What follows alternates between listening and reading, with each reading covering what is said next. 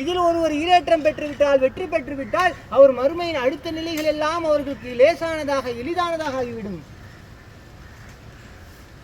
இல்லம் எஞ்சு மின்ஹு, ஆனால் இதில் ஒருவர் ஈடேற்றம் பெறவில்லை என்றால் ஃபமா பஅதஹு அஷத்து மின்ஹு, இதற்கு அடுத்து வரக்கூடிய நிலைகள் எல்லாம் மிகவும் கடினமானதாக இருக்கும்.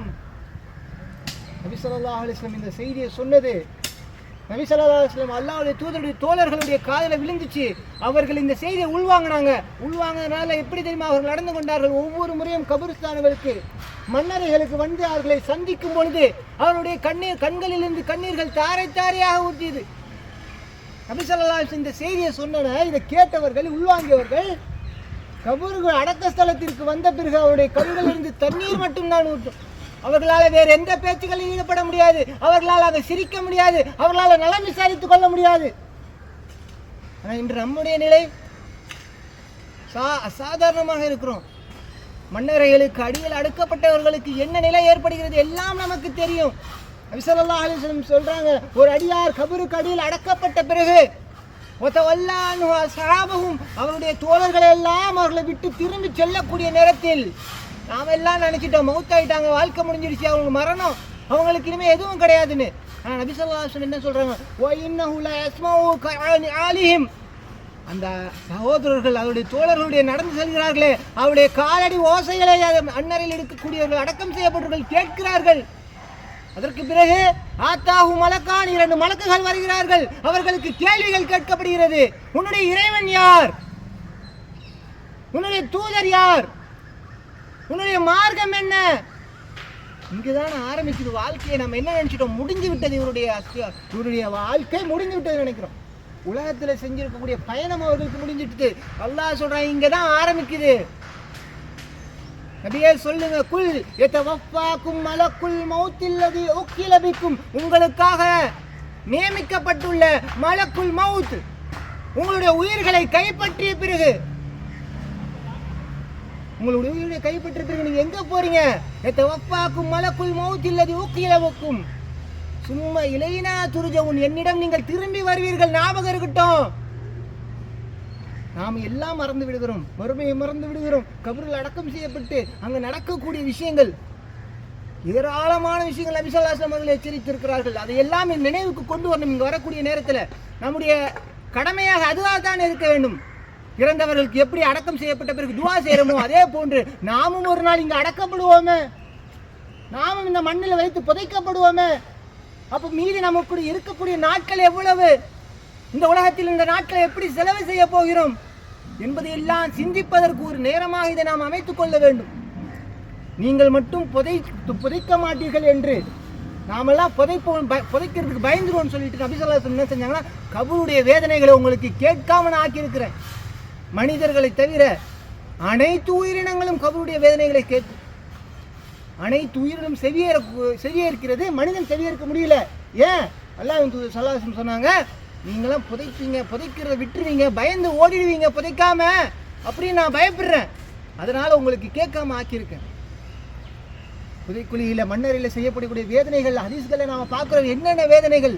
இரும்பு போன்ற சுத்திகளால் அடிக்கப்படுவது, மண்ணறைகள் இருள்களால் நிரப்பப்படுவது, நெருப்பாலான விரிப்புகள் விரிக்கப்படுவது, விழா எலும்புகள் ஒன்றோடு நெருக்கப்பட்டு அவருடைய கபறுகள் இறுக்கப்படுவது, கெட்ட தீய அடியார் அவர் செய்த பாவங்கள், கெட்ட விஷயங்கள் எல்லாம் அனைத்தும் துர்நாற்றமுள்ள அருவருப்பான மனித தோற்றத்தில் வந்து அவருடைய அருகாமையிலே வந்து அமர்ந்து கொள்ளும். இப்படி எல்லாம் பார்க்கிறோம்ல, அதிசல கேட்கிறோம்ல, அதெல்லாம் ஞாபகம் வரலையா? இங்க வரும்போது நமக்கு ஞாபகம் வர வேண்டும். நம்முடைய வாழ்க்கையை மீண்டும் நம்மை செம்மையாக ஆக்கிக் கொள்ள வேண்டும். அல்லாஹ்வின் பால் நம்மை திருப்பிக் கொள்ள வேண்டும். அதற்காக களமாக இந்த கபரில் இல்லாமல் இருக்கக்கூடிய நேரத்தை நாம் அமைத்துக் கொள்ள வேண்டும்.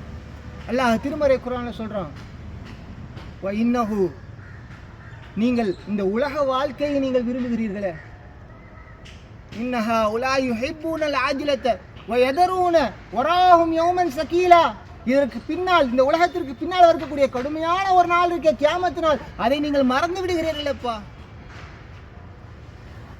ஃபதூகு பிமா நசீதும், அல்லாஹ் மறுமையில சொல்லுவான் சிலரை பார்த்து, நீங்கள் மறந்த காரணத்தினால் மறந்து வாழ்ந்தீங்களே மறுமையை, அதற்காக நீங்க போய் அனுபவிங்க வேதனையை. ஃபதுக்கு பிமா நஸீதும் லிகா யௌமிக்கும் ஹாதா, இந்த நாளை நீ மறந்து வாழ்ந்தல, மறுமை நாளை மறந்து வாழ்ந்தல, போய் அனுபவிப்போ. இன்னா நசீனாக்கும், நான் உன்னை மறந்துட்டேன்ப்பா. இன்னைக்கு நமக்கு மறக்கவே கூடாத விஷயங்கள் எல்லாம் பல இருக்கிறது, பல விஷயங்கள் இருக்கு. அதில் முதலாவதாக இருக்க வேண்டியது மறுமை. மறுமையை பற்றி ஒரு மனிதன் மறக்கவே கூடாது. அடுத்து கபருடைய வாழ்க்கை ஒரு முஸ்லீம் மறக்கவே கூடாது. அதற்கு முன்பாக மௌத்து ஒரு முஸ்லீம் மறக்கவே கூடாது. தினம் தினம் நினைத்து கொண்டே இருக்கின்றோம்.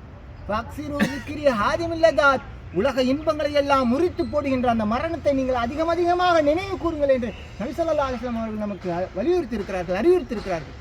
இந்த மரணத்தை பற்றி நாம் நினைவு கூர்ந்து அல்லாஹ்வுக்கு அடிபணிந்து கட்டுப்பட்டு இருக்கக்கூடிய விஷயங்கள்ல, தொழுகை நிறைவேற்ற வேண்டிய விஷயங்கள்ல, தான தர்மங்கள் செய்யக்கூடிய விஷயங்கள்ல, பிறருக்கு உதவக்கூடிய விஷயங்கள்ல, அடுத்தவர்களை போய் பார்க்கக்கூடிய சந்திக்கக்கூடிய விஷயங்கள்ல, நன்மையான காரியங்கள் அதிகமாக நம்ம இதற்கு பிறகு போட்டி போட வேண்டும். ஒருத்தர் அடக்க செய்யப்பட்ட பிறகு நம்முடைய செயல்கள் முன்பு போல இருக்கக்கூடாது. அவர்கள் இறந்து விட்டார்கள், நாம் அடுத்து இறக்கப் போகிறோம், நம்முடைய செயல்கள் எல்லாம் மாற வேண்டும் என்று நாம் இந்த உறுதிமொழி எடுத்துவிட்டு தான் நம்ம இந்த கபிரிஸ்தானை விட்டு வெளியே போக வேண்டும். அல்லாஹ் ரப்பல் ஆலமீன் நாம் அனைவரையும் அப்படிப்பட்ட மக்களாக ஆக்க வேண்டும். நாம் எல்லாம் மறந்துட்டோம், நாம் எல்லாத்தையும் மறந்து வாழ்ந்து கொண்டிருக்கிறோம். சில பேர் உறுதியான நம்பிக்கை இல்லாமல் இருந்திருக்கிறோம். சொர்க்கம் என்பது ஒன்றுண்டா, நரகம் என்பது ஒன்றா, கபர் வேதனை என்பது உண்டா என்று யோசித்துக் கொண்டிருக்கிறோம். ஆனால் அல்லாஹ் மறுமையில் சொல்றான், குற்றவாளிகள் அன்று வந்து நிற்பாங்க.